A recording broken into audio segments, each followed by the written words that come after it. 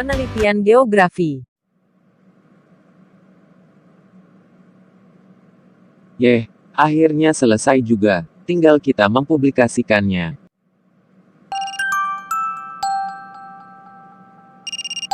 Bimar, ada apa dia nelpon? Assalamualaikum warahmatullahi wabarakatuh, Lela. Waalaikumsalam warahmatullahi wabarakatuh. Ada apa Bimar? Lela, apakah besok kamu sibuk? Tidak kok, emangnya ada apa? Apakah kamu besok bisa menjelaskan cara mempublikasikan hasil penelitian geografi kepada saya? Sangat bisa. Oke, nanti saya share lokasinya. Siap. Keesokan harinya. Astaga, ini sudah melewati batas kesepakatan. Bimar di mana sih? Katanya suruh tunggu di sini, tapi kok dia tidak ada. Kalau seperti ini, mending aku pulang aja. Hai Lela, apa kabar? Seperti biasanya, tidak baik-baik saja. Kamu kemana saja sih? Kenapa baru datang sekarang? Hehehe. Sebenarnya, yang minta bantuan siapa? Yang menunggu siapa? Ya maafkan aku Lela.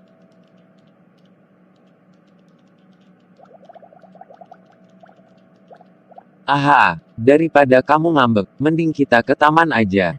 Baiklah kalau begitu.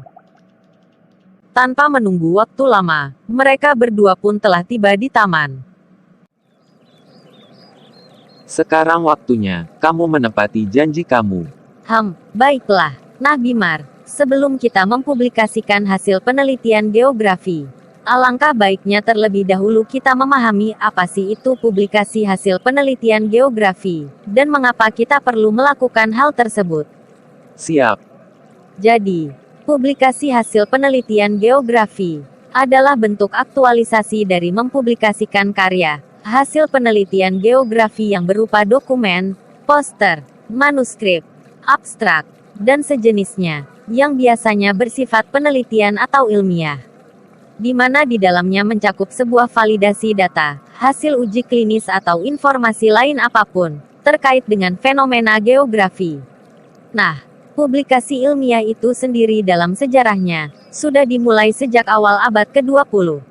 Dengan kemunculan dan perkembangan penelitian komunikasi ilmiah, maka kuantifikasi ilmu pengetahuan pun dimulai, yakni pertama sebagai science of science, dan kemudian berkembang lebih lanjut sebagai akibat dari ledakan jumlah luaran ilmiah, yang hampir eksponensial sejak itu.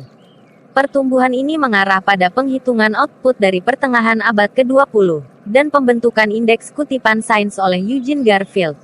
Sehingga pada tahun 1960-an, kuantifikasi sains akhirnya dilembagakan dan dipublikasikan. Publikasi hasil penelitian atau penerbitan hasil penelitian geografi dilakukan untuk beberapa tujuan, yakni pertama untuk memperoleh saran yang lebih baik dalam membuat tulisan ilmiah. Yang kedua adalah apabila semakin banyak hasil penelitian geografi yang kita publikasikan, maka akan memperluas jaringan pertemanan atau relasi yang kita miliki akan berkembang. Karena pembaca yang tertarik dengan tulisan kita, selalu ingin mencari tahu perihal tentang kita sebagai penulisnya. Dan yang terakhir yaitu, kita sebagai penulis atau penelitian fenomena geografi, dapat berperan aktif dalam menuntaskan permasalahan-permasalahan yang ditimbulkan oleh fenomena geografi.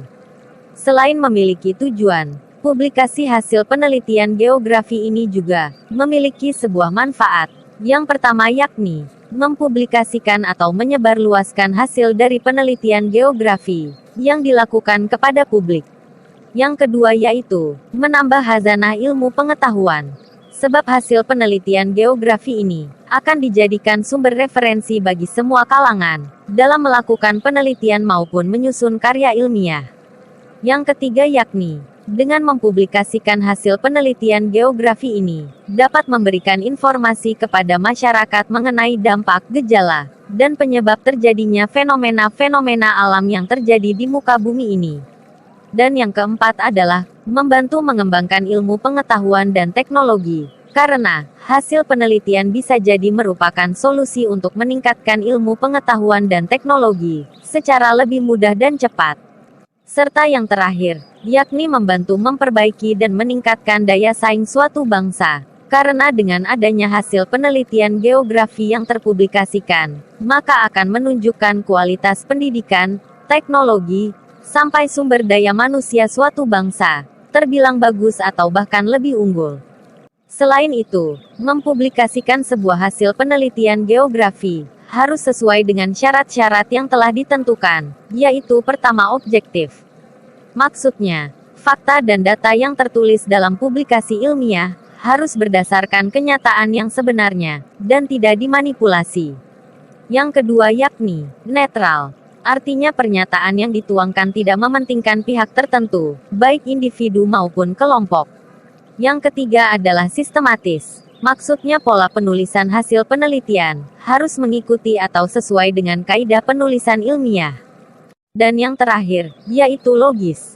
Yang berarti cara menginterpretasi data hasil penelitian harus mengacu pada pola nalar, baik induktif maupun deduktif, serta menyajikan sebuah fakta, bukan opini.